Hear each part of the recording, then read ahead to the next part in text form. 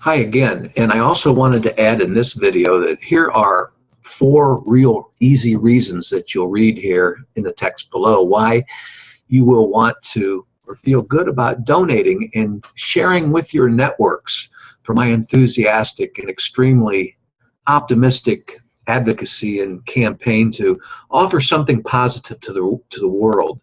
Real easy reason number 1 is that I've always been a driven individual and am merely bringing your attention to an environment conducive to my natural willingness to help the world.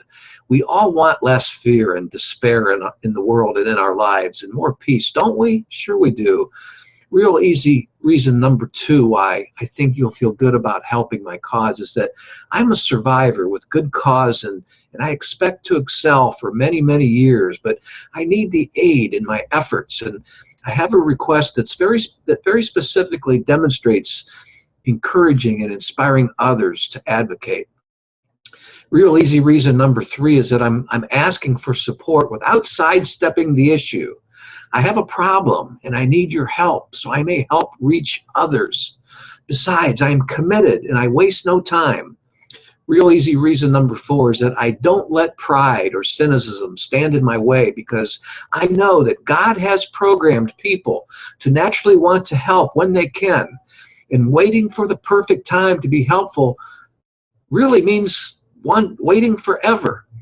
You know, the journals that I had showed in the previous, this was my mess that I walked out of prison with after 8 years, and all this stuff is handwritten from deep within the rabbit hole of the prison system, and my voice in these words is surely direct and real enough to make readers want to know more and learn more of my remarkable personal story. But I need your help in me getting the word out there.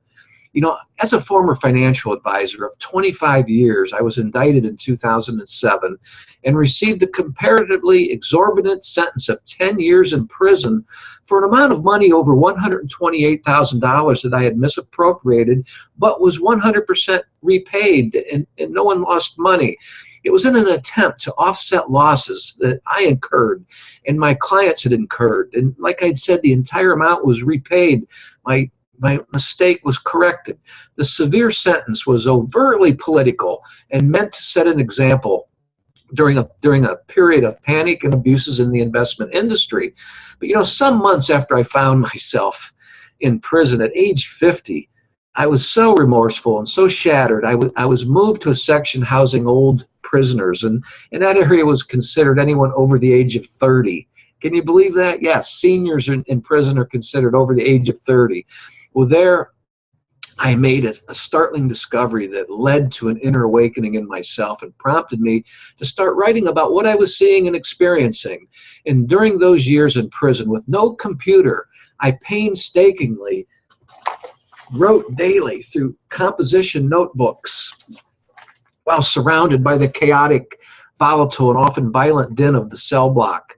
I write about redirecting the mental powers of our mistakes before we act them out and turn them into positive results. And the books just keep on coming. The first book that I'd shown you in the previous video, The Master of Everything, is the first of an ever-developing series. I operate on equal amounts of determination, faith, hope, and we can end the suffering that's in the world, or put a little dent in it, so to speak. Even that helps. You know, for those who struggle, help those who struggle, having emotional problems, and who are just being cold, shelterless, hungry, addicted, and alone. You know, the attitude that we need to adopt to ensure that the spark within us remains vibrant. To be happy today is real easy, and it's this: it gets better. We just keep breathing and your life will improve.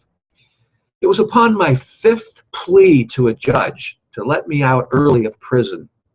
After 5 pleas over 8 years, a new judge entered the system and granted me a release. He was a forgiving judge, and he became made aware of my hard work while I was in there.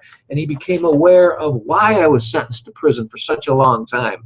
The judge realized it was a waste of taxpayer dollars to keep someone incarcerated who is neither dangerous nor a threat to society, but has a great desire to offer something positive. Since my release, I've wasted no time keeping true to the commitment that I made to myself while I was incarcerated during all those long years, an agenda, if you will, that I quietly and calmly scripted in my mind while I was in prison for delivering my message to those seeking a path out of a maze of our own making.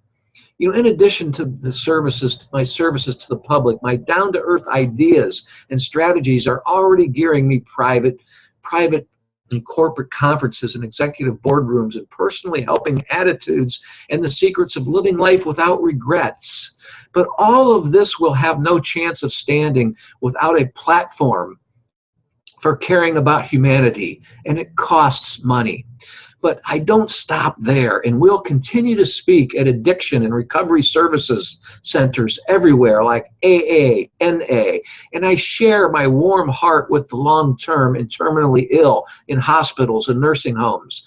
My inspirational books, blogs, articles, speaking, and other material, both private and public speaking, are for everyone and will result in putting the search for happiness firmly in place within us as a supreme knowledge of our own.